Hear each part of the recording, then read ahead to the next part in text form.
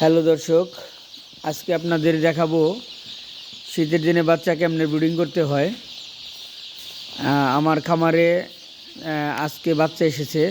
আজকে একদিনের বাচ্চা 2300 বাচ্চা তুলেছি। লেয়ার পুলেট করার জন্য লেয়ার বাচ্চা উঠিয়েছি, কাজির বাচ্চা।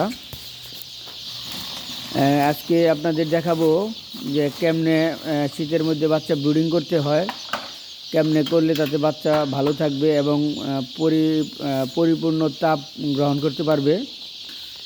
সঙ্গেই থাকুন, দেখেন কেমনে করি। এই যে দেখেন, এটা কিন্তু আমার এখানে মোট 4টে ব্রুডার আছে। 1টা 2টা 3টা 4টা ব্রুডারেই আমরা খুব সুন্দরভাবে ব্রিডিং করেছি। দেখেন, প্রচণ্ড শীত। এই শীতের মধ্যেই আমরা কিন্তু খুব সুন্দর করেই করেছি। দেখেন, এই যে বাচ্চাগুলো কিন্তু খুব সুন্দর ছড়িয়ে ছিটিয়ে আছে। ইনশাল্লাহ কোনো সমস্যা নেই, খাদ্য পানি দেওয়া আছে। ব্রুডারের উপরে আমরা পাটখড়ি দিয়ে বা আমাদের এখানে বলে শোলা দিয়ে আমরা সুন্দর করে আটকিয়ে দিয়ে এইভাবে পেপার দিয়ে উপরে আটকে রেখেছি। আর এই যে দেখছেন একটু একটু ফাঁকা আছে, এই ফাঁকা জায়গা দিয়ে আপনার ওই ভিতরে যে অ্যামোনিয়া গ্যাসটা থাকে এবং তাপমাত্রা অতিরিক্ত হইলে ওইটা দিয়ে বের হয়ে চলে যাবে। এবং কি মাঝে মাঝে দেখেন এই যে কানে একটু একটু করে ফাঁকা রেখেছি, যাতে এই জায়গা দিয়া তাপগুলা বেশি অতিরিক্ত তাপ হইলে বাইরে হয়ে চলে যেতে পারে।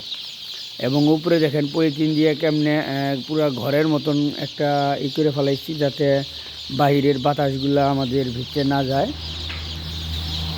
খাদ্যগুলাও দেওয়া হচ্ছে, দেখেন। তাহলে আপনারা চাইলে এইভাবে করলে তাতে আপনাদের বাচ্চাগুলা কোনো প্রবলেম হবে না, খুব সুন্দরভাবে করতে পারবেন। দেখছেন, প্রত্যেকটা এরকমই ব্রুডারের উপরে আমরা পাটখড়ি বা শোলা দিয়ে আবরণ দিয়ে পেপার কিন্তু আবার মাঝে মাঝে একটু একটু ফাঁকা রেখেছি।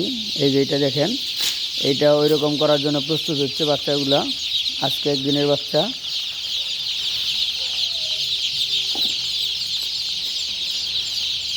ব্রুডারটা একটু বড় হয়েছিল, ওই চিটগারটা একটু বড় হয়েছে, তাই একটু করে আস্তে করে কমিয়ে দিয়ে তারপরে আবার পাটখড়ি দিয়ে এটা করে দিব।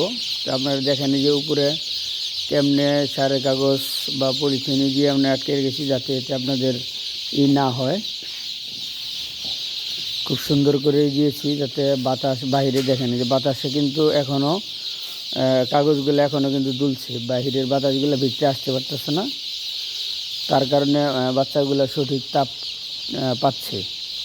তো আপনারা যদি এইভাবে করেন তাহলে খুব সুন্দরভাবে আপনারা বাচ্চা ব্রিডিং করতে পারেন। শীতের দিনে কোনো প্রবলেম হবে না ইনশাল্লাহ।